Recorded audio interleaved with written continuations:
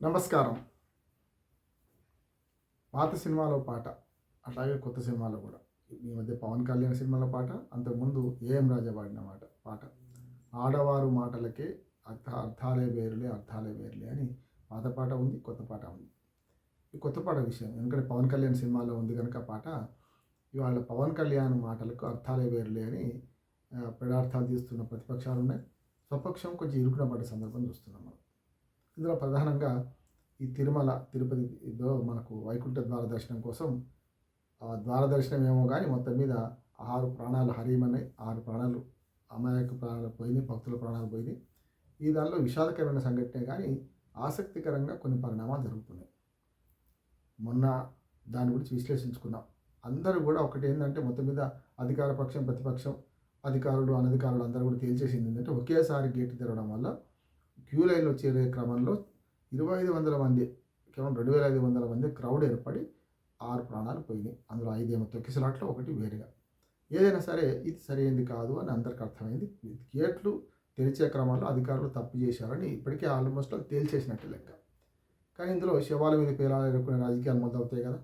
కనుక ఇవాళ వరుసగా ఆ సంఘటన మీద స్పందించిన అధికారులు, అట్లాగే రాజకీయ నాయకులు వరుస పెట్టి ఇవాళ ఆసుపత్రిలో ఉన్న క్షతగాత్రులను పరామర్శించడం, చనిపోయిన వారి కుటుంబాలను కూడా ఓదార్చడం చేశారు. అందులో ప్రధానంగా హోంమంత్రి అనిత, దాని తర్వాత మంత్రుల బృందం, అట్లాగే కమిటీ, అది దేవస్థాన కమిటీ మెంబర్లు భానుప్రకాష్ రెడ్డితో పాటు చాలామంది ఉన్నారు.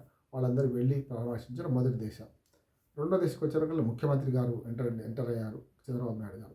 అది దురదృష్టం ఏంటంటే, ఆయన గతంలో మొట్టమొదటిసారి అంటే విభజిత ఆంధ్రప్రదేశ్ ముఖ్యమంత్రి అయినప్పుడు కృష్ణా పుష్కరాల్లో అదే జరిగింది. ఒకేసారి తొక్కిసలాట్లో 30 పైగా ప్రాణాలు పోయినాయి. అప్పుడు కూడా ఆయనే బాధ్యత వహించాలని ప్రతిపక్షంలో ఉన్న వైసీపీ అన్నది.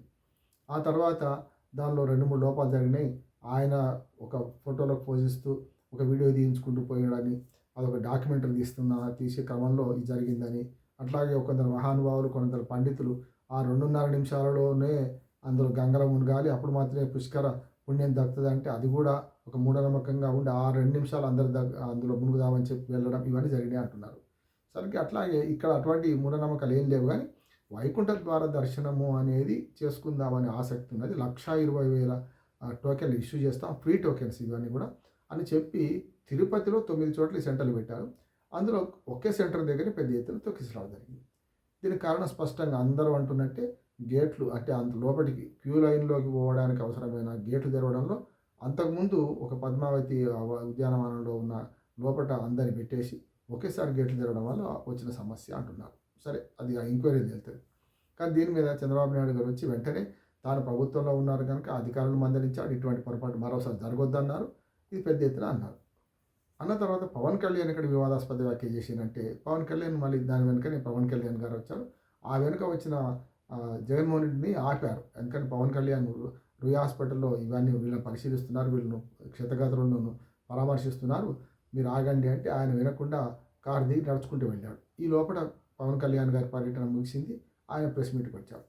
ప్రెస్ మీట్లో మాట్లాడుతూ ఆవేశపూరితంగా, పవన్ కళ్యాణ్ ఎప్పుడు కూడా ఒక్కోసారి ఆలోచించి మాట్లాడతారా లేదా అని అనుకున్నా కూడా ఒక్కోసారి నిజాలు ఎక్కువ మాట్లాడతారు. కనుక ఆయన అన్నది ఏంటంటే, కేవలం 5 సస్పెండ్ చేయడం కాదు, 5 2 సస్పెండ్ చేయడం, 3 బదిలీ చేయడం కాదు, అసలు దోషం అంతా కూడా ఈఓ శ్యామలరావు, అట్లాగే ఎగ్జిక్యూటివ్ ఇద్దరు ఉంటారు, జాయింట్ ఈఓ ఉంటారు, వాళ్ళిద్దరిది బాధ్యత. ప్రధానంగా వాళ్ళని సస్పెండ్ చేయాలి, వాళ్ళు దీనికి బాధ్యత వహించాలనుకుంటూ ప్రభుత్వంగా, ఉప ముఖ్యమంత్రిగా ప్రభుత్వంగా నేను బాధ్యత వహిస్తున్నాను, నేను మృతుల కుటుంబాలకు, గాయపడ్డ వాళ్ళ కుటుంబాలకు క్షమాపణ చెప్తున్నాను అని చెప్పి తనదైన బాధ్యత నెరవేరుస్తున్నాను చెప్పుకుంటూ, సరే పరిహారం ఇవన్నీ చంద్రబాబు నాయుడు గారు చెప్పారు కనుక నేను దీనికి తప్పుకు మేమే బాధ్యత వహిస్తున్నాం ప్రభుత్వం కనుక చెప్పుకుంటూ ప్రభుత్వ లోపాన్ని ఎండగట్టారు. దీని మీద ఇప్పుడు వివాదం మొదలైంది. ఏమనంటే, చంద్రబాబు నాయుడు టార్గెట్ చేసుకొని మాట్లాడారా? ఇది రెండవసారి. గతంలో అనిత మాట్లాడినప్పుడు ఆమె గురించి మాట్లాడుతూ, శాంతి భద్రతల విషయంలో మాట్లాడుతూ, హోమ్ మినిస్టర్ నేనైతే ఎట్లా ఉంటో చూపిస్తాను, అవసరమైతే నేను హోంశాఖ నేనే తీసుకుంటానని ప్రభుత్వానికి సవాల్ విలిచినట్టు, చంద్రబాబు నాయుడికే సవాల్ విలిచినట్టు మాట్లాడినారని అప్పుడు ఒకటి వచ్చింది కనుక, ఇప్పుడు కూడా ఏమొచ్చిందంటే, మరి ఈ సంఘటనను ఆధారం చేసుకొని మళ్ళీ చంద్రబాబు నాయుడికే ఉప ముఖ్యమంత్రి పవన్ కళ్యాణ్ ఏమైనా మరి ఒక హెచ్చరిక చేశారా అని కూడా ఒకటి వస్తున్నది. మనసులో అది పెట్టుకుంటాడా లేడా అనే తర్వాత, కానీ మామూలుగా పవన్ కళ్యాణ్ మాటలో ఆవేశం ఉంటుంది, ఆలోచన లేకుండా మాట్లాడతారు అనుకుంటారు. ఒకసారి ఆలోచన తోనే మాట్లాడుతున్నారని కొందరు మెచ్చుకుంటున్నారు కూడా. ఆలోచనతో మాట్లాడడం వల్లనే చంద్రబాబు నాయుడు ఇరుకులో పడుతున్నాడు. ఇది రెండోసారి ఇరుకులో పడ్డాం. కనుక ఇది జరిగిన దానికి పవన్ కళ్యాణ్ మాటలకు అర్థాలు వేరు. 2 రకాలని ఆ 2 రకాల అర్థాలు తీస్తున్నారు. అయితే ఉద్దేశపూర్వకంగానా లేకపోతే తెలిసి తెలియకనా అనేది. తాము ప్రభుత్వంలో ఉన్నామని మర్చిపోయి ప్రతిపక్ష నాయకుడిలాగా మాట్లాడిండు అనే విమర్శ కూడా ఆయన మీద వస్తున్నది. అంతేందుకు జగన్మోహన్ రెడ్డి గారు కూడా వెళ్ళి ఆయన పవన్ కళ్యాణ్ లాగా మాట్లాడలే. ఈవోను బాధ్యం చేయవాలే. వాడు అధికారుల పొరపాటు, గేటు తెరవడంలో లోకల్గా అక్కడ ఉన్న వాళ్ళ భద్రతా సిబ్బంది పొరపాటు అనుకుంటూనే చంద్రబాబు నాయుడు కూడా దీనికి బాధ్యత వహించాలని పవన్ కళ్యాణ్ ఏమనలే. చంద్రబాబు నాయుడు బాధ్యత వహించాలి ఎందుకన్నానంటే 2 రకాలు. ఒకటేమో పవన్ కళ్యాణ్ గురించి మాట్లాడితే తన స్థాయి తక్కువైంది అనుకున్నాడు. రెండోది చంద్రబాబు నాయుడు గతంలో ఇదే తిరుమల తిరుపతి దేవస్థానంలో నెయ్యి కల్తీ విషయంలో జగన్మోహన్ రెడ్డి టార్గెట్ చేశారు కదా. ఆనాడు కూడా ముఖ్యమంత్రి చంద్రబాబు నాయుడు నెయ్యి కల్తీ విషయాలు తేలినప్పటికీ, కానీ అంతకుముందర ప్రభుత్వం దీన్ని కొనసాగించింది, వాళ్ళే మోసం చేశారు అని చెప్పడం కోసం జగన్మోహన్ రెడ్డి బదనాం చేశారు. ఆనాడు నేను కూడా దాని మీద జగన్మోహన్ రెడ్డిని సమర్థించాను. ఎందుకంటే ముఖ్యమంత్రి నెయ్యి లారీల కల్తీ మంచిది వస్తుందా, నెయ్యి మంచిది వస్తుందా, కల్తీది వస్తుందా అని అక్కడ గేట్ కీపర్గా పనిచేయడు కదా. ఒక సంఘటన జరిగితే దానికి అక్కడ అధికారులను బాధ్యులు చేయాలి తప్ప అంతకు మించి ముఖ్యమంత్రులు బాధ్యత చేస్తే ముఖ్యమంత్రులు పరిపాలన చేయాలా లేకపోతే నెయ్యి లారీల దగ్గర కావాలి ఉండాలన్నా అనే మాట చెప్పాను. ఇప్పుడు కూడా అంతే.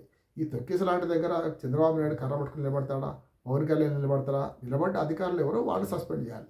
అది ఎంత పెద్ద అధికారులు చిన్న అధికారుల సమస్య కానీ చాలాసార్లు జరుగుతుంది. ఏంటంటే పెద్ద పెద్ద సంఘటనలు జరిగినప్పుడు కూడా చిన్న స్థాయి అధికారులని సస్పెండ్ చేస్తూ పెద్దవాళ్ళు బయటపడుతున్నారు అనే మాట వస్తుంది. కనుక పవన్ కళ్యాణ్ గారు ఏమన్నారు, ఈఓ సరైన ఏర్పాట్లు చేస్తే జరగదు కదా అని ఈఓ మీద నెట్టిండు, కానీ ముఖ్యమంత్రి మీద నెట్టలే. కనుక దీనికి అర్థాలు వేరుగా తీస్తున్నారు. కానీ జగన్మోహన్ రెడ్డి గారు ఏమన్నారు, అప్పుడు నెయ్యి దాంట్లో కల్తీ నెయ్యిలో నన్ను బలి చేశారు కదా, ఇప్పుడు మరి తొక్కిసలాంటి ఈయనది బలి కావద్దాం అనుకుంటున్నారు. కనుక శవాల మీద పేలాలు ఏరుకుని రాజకీయాలు అందరూ చేస్తున్నారు. ప్రతిపక్షంలో ఉన్నప్పుడు ఒక రకంగా, అధికార పక్షంలో ఉన్నప్పుడు ఒక రకంగా చేస్తున్నారు.